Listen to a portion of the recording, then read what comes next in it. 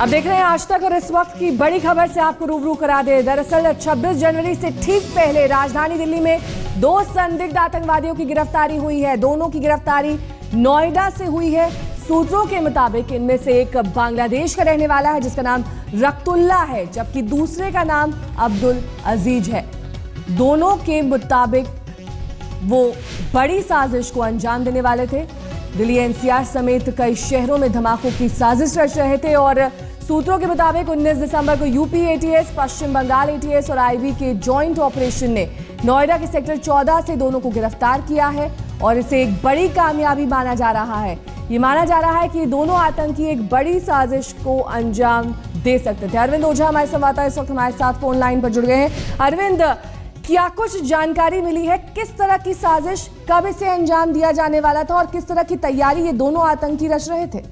ये देखिए, लगातार जो आईबी है उसको इनपुट मिल रहा था कि जो बराक ओबामा अमेरिकी राष्ट्रपति है वो 26 जनवरी को यहाँ पर इंडिया में मेहमान के तौर पर आने वाले 26 जनवरी को, उसको लेकर लगातार अलर्ट आ रहा था। तकरीबन 10 के लगभग आतंकवादी है और दिल्ली एनसीआर में छिपे होने की बात आ रही थी।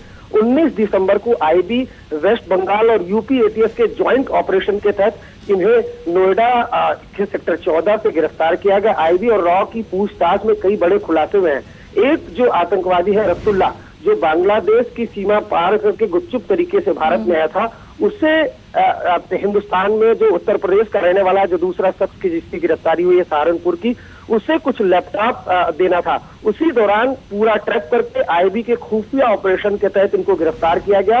और नेहा, जो सूत्र बता रहे हैं कि जो लैपटॉप मिला है उससे काफी कुछ ऐसा बरामद हुआ है जिससे एक बड़ी साजिश का खुलासा हुआ है, जिसमें कई जो भारत के नक्शे बरामद हुए हैं। साथ ही साथ जो सिंधी और के खंडवा जेल से जो आतंकवादी फरार थे उनसे भी कनेक्शन की बात कही जा रही है। फिलहाल पूछताछ जारी है। दोनों को ही ट्रांजिट रिमांड पर पश्चिम बंगाल ले जाया गया है, लेकिन जाहिर तौर पर 26 जनवरी के पहले बड़ी गिरफ्तारी है, क्योंकि लगातार जो होम मिनिस्ट्री है वो भी अलर्ट जारी कर रहा था। जी, बहुत बहुत शुक्रिया अरविंद इस तमाम जानकारी के लिए आपका। अरविंद ओझा हमारे संवाददाता जानकारी दे रहे थे कि कैसे इन दोनों की गिरफ्तारी हुई है और इसके बारे में तफसील से उनकी ये रिपोर्ट देखिए। इस वक्त हम खड़े हैं नोएडा के सेक्टर 14 में। ये इलाका दिल्ली और यूपी बॉर्डर पर पड़ता है और यहाँ से एक बड़ी गिरफ्तारी हुई है। 2 आतंकवादियों को गिरफ्तार किया गया है, ऐसा सूत्र बता रहे हैं। एक जो आतंकवादी है वो बांग्लादेश का बता रहा है, जबकि दूसरा जो आतंकवादी है उसको उत्तर प्रदेश का बताया जा रहा है। आप देख पा रहे हैं यहाँ पर जो नोएडा पुलिस है और इसी जगह पर आईबी की मदद से पश्चिम बंगाल की जो एटीएस थी वो, उत्तर प्रदेश की एटीएस थी वो, तीनों ही एजेंसियों ने मिलकर 19 दिसंबर को नोएडा से गिरफ्तारी की है। और ऐसा बताया जा रहा है कि जो आईबी के सूत्र है वो बता रहे हैं कि वो दोनों ही आतंकवादी, एक बांग्लादेश का रहने वाला था, जबकि दूसरे जो आतंकवादी उसने पूछताछ में जो अपना पता वो सहारनपुर के देवबंद इलाके में बताया। और ये जो आप इलाका देख पा रहे हैं नोएडा सेक्टर 14 का जो पेट्रोल पंप है, इसी के आसपास गिरफ्तारी दिखाई गई है। एक बड़े धमाके की साजिश थी और कहीं ना कहीं एक बड़े धमाके की साजिश जो है वो बेनकाब हुई है इन 2 आतंकवादियों की गिरफ्तारी से।